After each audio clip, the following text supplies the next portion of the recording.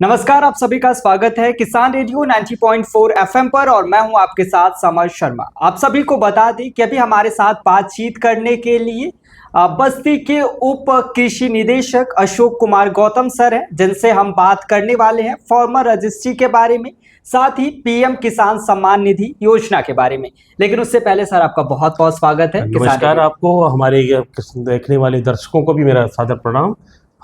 ये आपने जैसे कहा कि किसान सम्मान निधि और आपका फार्मर रजिस्ट्री, मैं आपको बता दूं इस समय किसान भाइयों के हित के लिए फार्मर रजिस्ट्री एक ऐसा डिजिटल आधार कार्ड जैसा एक डिजिटल आईडी बन रहा है फार्मर का के लिए, कि जो ये आने वाले समय के लिए एक डिजिटलाइजेशन की तरफ में एक अग्रणी कदम है। एक तरफ फार्मर के लिए जितने भी उनके खेत हैं, उनके गाटे हैं, उनको एक बकेट का रूप में सम्मिलित किया जाएगा। इससे आने वाले समय में क्या होगा कि एक किसान के कई जगह कई खेत हैं तो एक साथ हो जाएगा। उससे उसके लाभ क्या होंगे, किसान कहीं भी बैंक से लोन ले रहा है, ऋण ले रहा है, या कोई भी प्रदेश सरकार की, राज्य सरकार या भारत सरकार की कोई भी योजनाओं में भाग ले सकेगा। बार बार उसको सत्यापन नहीं कराना पड़ेगा। साथ ही किसान भाई को किसी भी यंत्र का कभी लोन लेना है तो एक उसकी डिजिटल आईडी बन जाएगी कि अपने को कुछ भी आधार दिखा के वो ऋण प्राप्त कर सकता हो। एक आने वाले समय में सरकार ये प्लानिंग कर रही है कि जिनको भी किसान सम्मान निधि, प्रधानमंत्री किसान सम्मान निधि लेना है उसके लिए अनिवार्य हो। तो हमारे सरकार की तरफ से हमारे जनपद में फार्मर रजिस्ट्री बनाने के लिए राजस्व विभाग, कृषि विभाग एवं पंचायत विभाग के सहयोग से कैंप चलाए जा रहे हैं। इन कैंपों के साथ मदद करने के लिए CSC यानी जन सेवा केंद्रों की मदद ली जा रही है। और जन सेवा केंद्र पे हमारे किसान भाइयों से अपील है कि स्वयं जाके अपने खतौनी, आधार कार्ड और मोबाइल नंबर लेके जाएं, तो उनकी रजिस्ट्री, आपकी फार्मर रजिस्ट्री तुरंत बन जाएगी।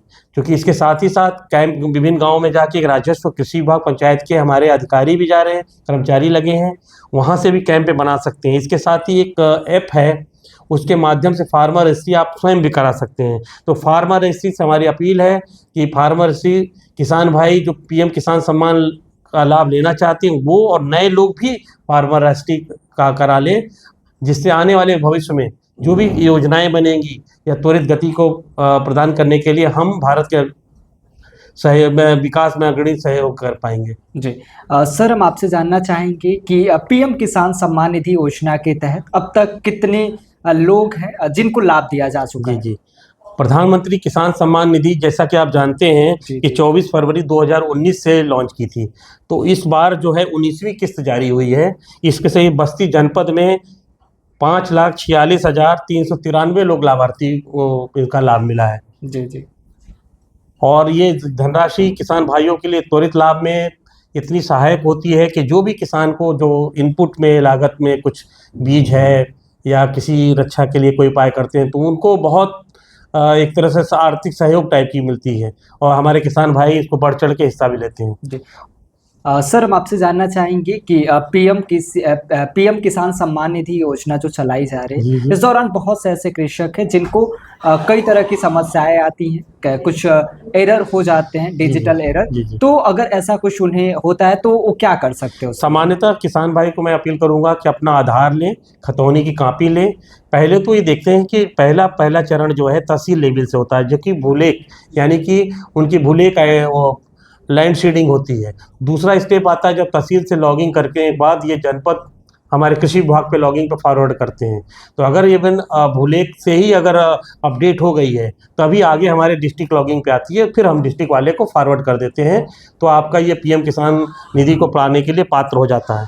इसके अलावा यदि किसी किसान भाई को भूलेख में कोई दिक्कत है, या तो मैं खतौनी लेके और आधार के लेके तहसील पे, राजस्व विभाग के उसमें तहसील में जाएं और वहाँ पे अपडेट करा लें। उसके अलावा अगर फिर भी इसके बाद कष्ट है, कोई प्रकार की विभिन्न दिक्कतें आ रही है, हमारे कृषि विभाग उप कृषि निदेशक कार्यालय में एक मैंने पीएम किसान निधि और फार्मर रजिस्ट्री के लिए बाकायदा कैंप बना रखा है। हमारे 10 से 5 हमारे कर्मी तैनात हैं। जो भी किसान भाई अपने आधार, भूलेख, खतौनी लेके आते हैं उनकी समस्याओं का समाधान त्वरित गति से करा देते हैं। जी सर, जो किसान रेडियो के सुनने वाले श्रोता हैं, जो किसान भाई हैं, उनको आप क्या संदेश देंगे? भाई, किसान भाई तो हमारे अन्नदाता हैं, हमारे जीवन के लिए जितने फलदायी हैं या जो भी कह दीजिए वृक्ष हैं जो हमको फल देते हैं, हमको जीवित रख रहे हैं, तो किसान भाइयों के लिए भी हमारी कामना है कि वो खेती खलिहान के लिए जो भी नई नई विधाएं हैं, नई नई तकनीकें हैं, उन्नतशील बीजों का प्रयोग करें, अच्छे अच्छे उर्वरकों का प्रयोग करें, साथ ही जैविक उर्वरकों का प्रयोग करें। जो हमारी प्राकृतिक धरा है, हमारी भूमि है, किसी प्रकार की हानि या कीटनाशक के दुष्प्रभाव के कारण या जहरीली होने की वजह हमारा जीवांश खत्म हो जा रहा है। इसलिए हमें जैविक का बहुत से अधिक प्राकृतिक खेती के जो नया कॉन्सेप्ट आया है कि लोग हमारे स्थानीय स्तर पे जो भी हमारे नस्ल की गाय हैं उनकी गोबर से, उनके मलमूत्र से जी जैविक हम खेती का बढ़ाव करें, उपयोग करें, तो हम फसल में वृद्धि तो करेंगे ही करें, गुणवत्तापूर्वक और रसायन मुक्त खेती एक तरह से आधार जो कॉन्सेप्ट है ये हम वो कर पाएंगे। जी, बहुत बहुत धन्यवाद सर किसान रेडियो के साथ बातचीत करने के लिए। बहुत बहुत धन्यवाद। आपका भी बहुत बहुत धन्यवाद। फार्मर रजिस्ट्री जो नहीं करवाते हैं उसका दुष्परिणाम क्या है? नहीं, अभी अपील कर रहे हैं कि अभी तो रोकने के लिए यदि सभी कराएं। ऐसा थोड़ा सा जिले में शुरू में कटा है क्या कुछ? नहीं, फ्लो नहीं बन पाया था शुरू में। नहीं सही है, सही है, वो एडिट हो जाएगी। हाँ, वो एक बार इसको पॉज कर दीजिए फिलहाल। उसके